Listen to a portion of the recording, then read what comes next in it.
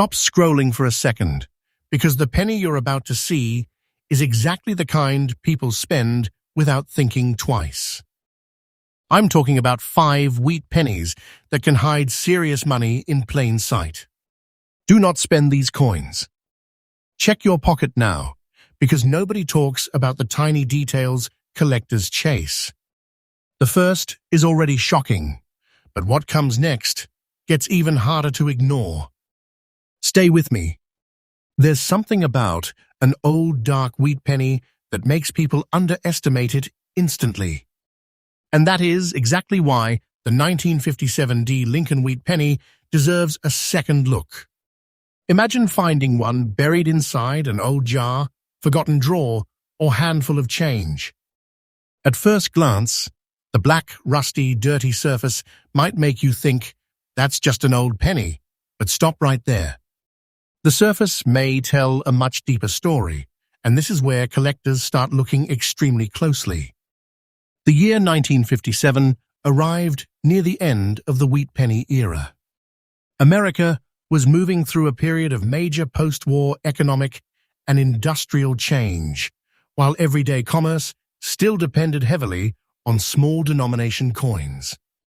The Denver Mint produced enormous numbers of Lincoln cents, and that production history is part of what makes surviving examples interesting today. The D mint mark, positioned beneath the date on the obverse, identifies Denver production. For collectors, that tiny letter can be the first thing that separates one coin from another. Turn the coin over and you get the classic wheat penny reverse. Across the top is United States of America, while 1 cent appears prominently in the center. Along the lower portion are the words E pluribus unum, with the familiar pair of wheat ears framing the design. On the front, you'll see Liberty beside Lincoln, the date 1957, and the small D mint mark below it. These details are not decoration to serious collectors. They are evidence. And sometimes, one tiny feature is enough to make someone stop examining a coin for several minutes. Now feel the coin in your hand. A standard Lincoln cent from this era weighs about 3.11 grams, has a diameter of roughly 19 millimeters, and is around 1.5 millimeters thick. Its circumference, or girth around the edge, is approximately 59.7 millimeters. The composition is primarily 95% copper and 5% tin and zinc, giving the coin that familiar copper-heavy feel. Hold it next to a modern cent, and the difference in age, color, and surface can become immediately obvious. This physical identity is one reason collectors love handling original pieces rather than simply seeing photographs. But here is where your particular coin becomes interesting. You described it as black, rusty, dirty, and heavily circulated. Most people would see that and walk away. Collectors may see something else, an original surface that has survived decades of handling, storage, oxidation, and exposure. Dark toning can develop naturally over time, and original surfaces can matter enormously. However, dirt, corrosion, or damage can also hurt a coin. That is why you should never assume that a dark appearance automatically means rarity. The real question is what is underneath that surface. And this is critical. Do not clean this coin. Never scrub it, polish it, soak it in chemicals, or try to make the copper shine again. Cleaning can leave permanent hairlines and unnatural surfaces that collectors immediately notice. Original toning matters, but professional evaluation matters even more. If you genuinely believe your coin has something unusual, keep it protected and consider professional grading rather than experimenting at home. So what should you check first? Start with the 1957 date and the D mint mark. Then inspect Lincoln's portrait, the lettering, the wheat ears, and the fields for unusual doubling, cracks, missing details, or other characteristics. Look closely without scratching the surface. A magnifying glass can help, but your fingers should stay away from the coin's faces. Most people miss this because they rush. Patience is part of collecting, and sometimes patience is what prevents you from destroying the very thing you are trying to discover. Now we reach the number that makes this story so dramatic. The market figure you provided for this example is $88,000. That is an astonishing figure, but it should not be interpreted as a guaranteed price for every 1,957D wheat penny. Actual auction results depend on authenticity, grade, surface quality, rarity, provenance, and whether the coin possesses a genuinely recognized variety or error. A normal circulated example does not automatically sell for that amount. The huge figure belongs to the specific market claim being discussed, not every coin of this date and mint mark. Still, imagine the possibility. A coin that looks dark, tired, and almost worthless could make you stop and ask questions instead of spending it. That is the real hidden treasure moment. Collectors can become extremely competitive when a genuinely rare, high-quality example appears, especially when the supply of desirable pieces is limited. Some owners hold their best coins for years because they know replacing a special example may be difficult. So if you have a 1957D wheat penny, don't throw it back into circulation just because it looks dirty. Do not spend this coin until you know exactly what you have. Protect the original surface, avoid cleaning, document what you find, and remember that professional grading is critical when serious money may be involved. This is not about believing every unbelievable price you hear. It is about knowing when an ordinary-looking coin deserves a closer look. And that is only coin number 1. The next wheat penny is going to take this hunt in a completely different direction, with another date, another clue, and another reason collectors refuse to ignore old pennies. What comes next is even bigger, and you absolutely do not want to miss it. Next up, coin number 2. There is a coin sitting in change that most people would never give a second glance, and that is exactly what makes this one so dangerous to ignore. This is the 2001 New York State quarter, and if you find one that appears unusually dark, worn, or missing what you expect to see, stop before spending it. Do not spend this coin. The details on this little quarter tell a story, and one overlooked feature can send collectors back for a second look. Stay with me, because the next clue gets even more interesting. The first thing that makes this coin special is the story stamped directly into its design. This quarter was released as part of the 50-state quarters program, with New York represented in 2001. The inscription, 1788, refers to the year New York ratified the United States Constitution and became the 11th state. So when you see 1788 on the coin, that is not the coin's date. The actual issue year is 2001. That distinction matters because people often look at the large historical number and completely misunderstand what they are holding. Now turn the coin over and look carefully at the New York design. You'll see an outline of the state, with the Statue of Liberty rising prominently in the center. The inscription New York identifies the state, while 1788 marks its admission to the Union. Around the design are the standard quarter inscriptions associated with the series, including United States of America, E pluribus unum, quarter dollar, and In God We Trust. On the obverse is the familiar portrait of George Washington, along with liberty, In God We Trust, and the date 2001. Every letter matters when you are hunting for unusual varieties. Now here is where your description becomes important. You have described this coin as black, heavily shaded, and in poor condition, with no visible mint mark. But don't automatically assume that a missing mint mark means a rare minting error.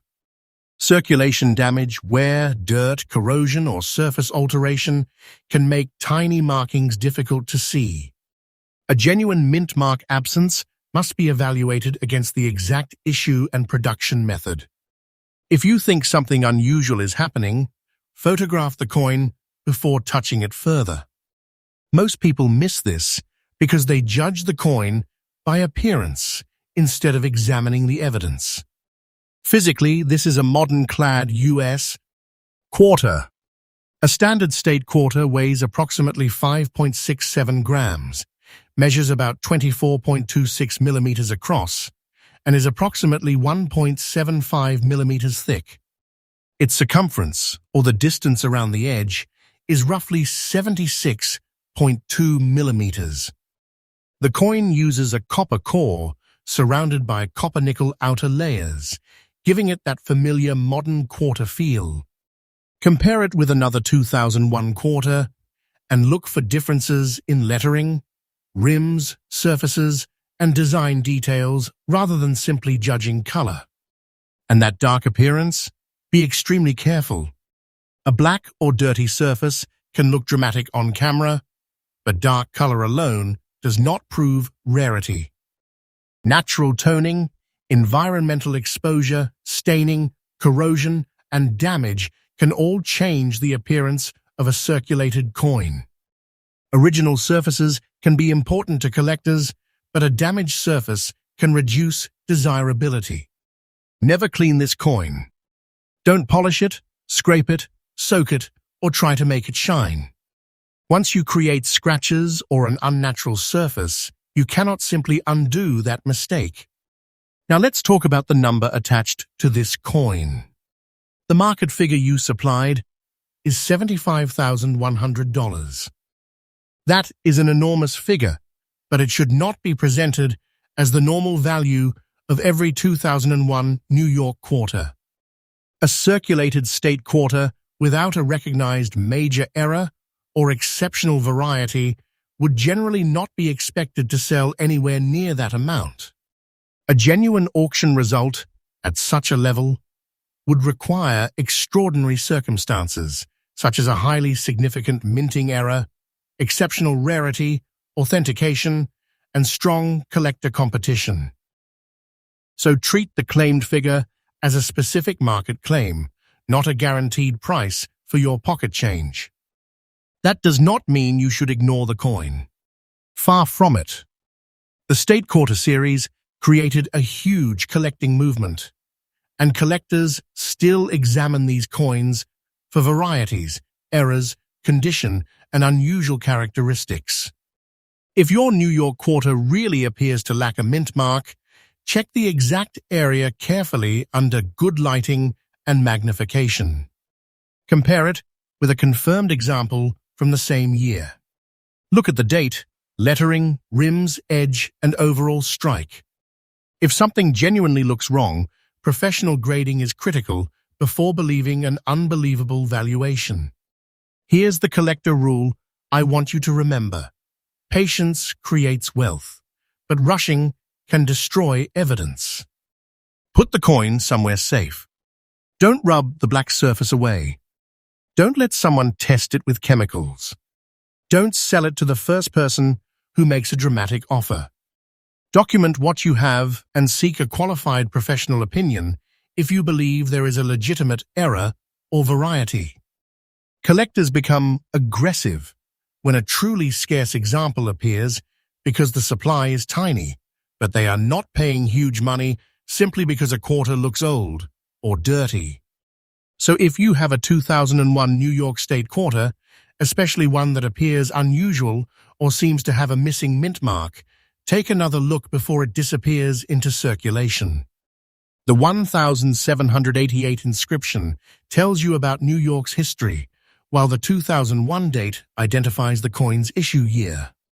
And that tiny difference between an ordinary circulated quarter and a genuinely unusual example is exactly where the hunt begins. Do not spend this coin until you know what you actually have. Protect the original surface, avoid cleaning, inspect every tiny detail, and remember that a dramatic price claim still needs real evidence. This is where ordinary change becomes a collector's mystery. And if you think this quarter was surprising, wait until you see the next coin, because its story gets even stranger, and the tiny detail collector's chase could be much harder to spot. Next up, coin number 3. One detail on this coin looks ordinary, but in 1965, that detail was actually part of a major change in American coinage. You're looking at a 1965 Kennedy $half, and if yours has no mint mark, don't assume something is missing. In fact, that absence is exactly what you should expect on a normal 1965 issue. Before you throw it back into circulation, stop and look closer, because this coin carries a story involving silver shortages, a national coin crisis, and a dramatic change in the metal inside American money. The Kennedy $half was still a very young coin in 1965. It had been introduced just 1 year earlier, following the assassination of President John F. Kennedy, and the public reaction had been extraordinary. People were hoarding Kennedy halves almost as soon as they appeared. At the same time, the United States was facing growing pressure from rising silver prices and shrinking government silver reserves. The result was a coinage transition that changed the Kennedy half forever. Now look closely at the front. The obverse carries the left-facing portrait of President John F. Kennedy, designed by Gilroy Roberts. Around him are the inscriptions: Liberty, In God We Trust, and the date 1965. The designer's initials appear near the truncation of Kennedy's portrait. Turn the coin over, and you'll see the heraldic eagle surrounded by stars with United States of America, $half, and E Pluribus Unum. This is a powerful design because every part of it reflects the nation and the Kennedy legacy. But here is the detail that can fool almost anyone: the missing mint mark. A 1965 Kennedy $half normally has no mint mark. The United States Mint deliberately suspended mint marks from 1965 through 1967 during the coinage transition. So if you're staring at your coin and thinking, where is the P, where is the D, where is the S? That absence by itself is not an error. It is part of the history of the coin. And now feel the weight of history in your hand. A standard 1965 Kennedy halfway is about 11.50 grams, measures approximately 30.61 millimeters in diameter, and is about 2.15 millimeters thick. The edge is reeded with roughly 150 reeds, giving you that unmistakable ridged texture around the circumference. Its approximate girth, the distance around the outside, is about 96.2 millimeters. These measurements are useful when checking authenticity and comparing your coin with a known genuine example. But the metal is where this coin becomes truly fascinating. The 1965 Kennedy half was no longer 90% silver like the 1964 issue. Instead, the new $half used a 40% silver, 60% copper composition in a layered-clad structure. Congress had changed the nation's coinage system because silver supplies and prices were creating enormous pressure. The $half was given special treatment. Silver was reduced, not eliminated. That means this apparently ordinary $half contains a genuine connection to America's silver transition.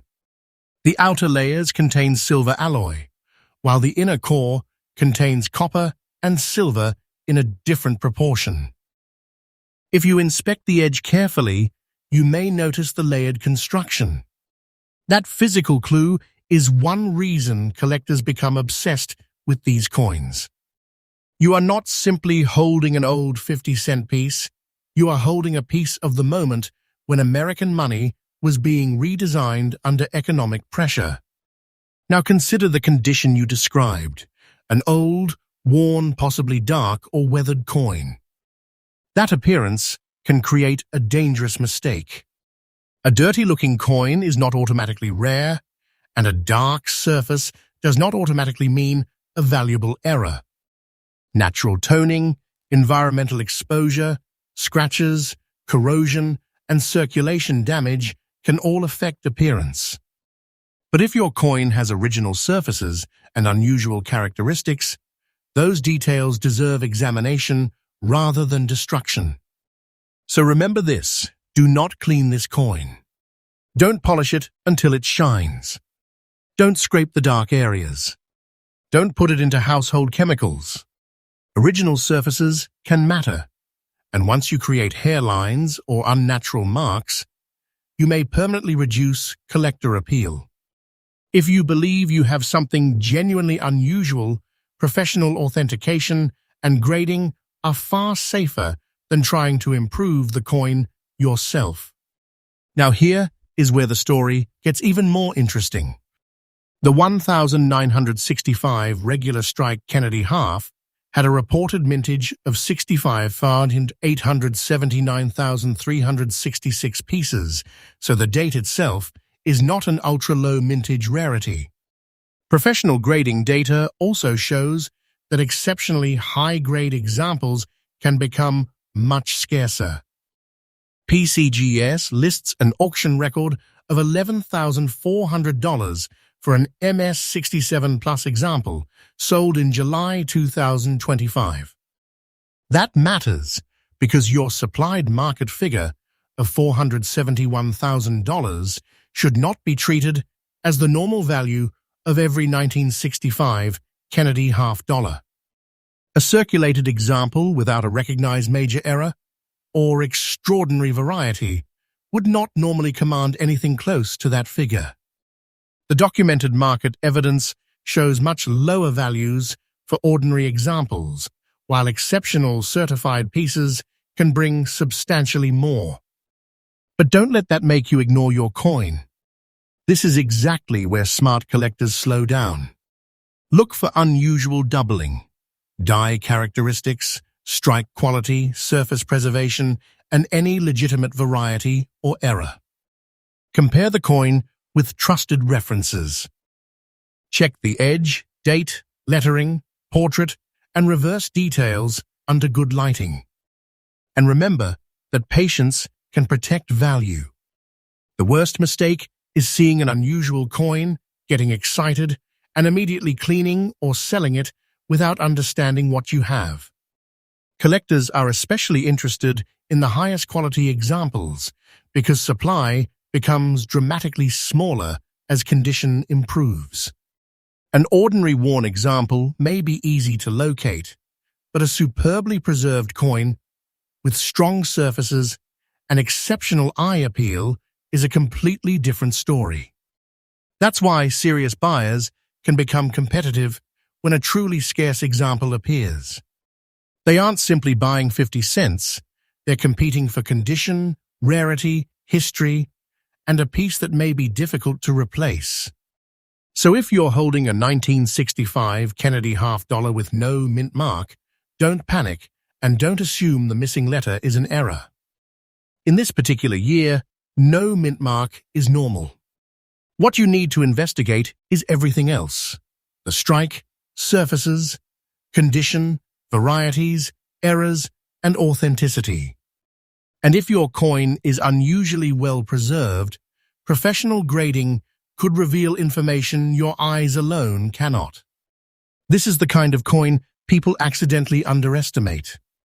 It may look worn, it may look dark, It may look like something that has been sitting in a drawer for decades. But inside that little $half is the story of a nation running short of silver and changing the composition of its money. Do not spend this coin just because it looks old and ordinary. Don't clean it. Protect the original surface, inspect every detail, and verify extraordinary claims before believing them. The next coin takes this hidden treasure hunt somewhere even more dangerous to ignore, and the tiny detail on that one could be the last thing you expect to find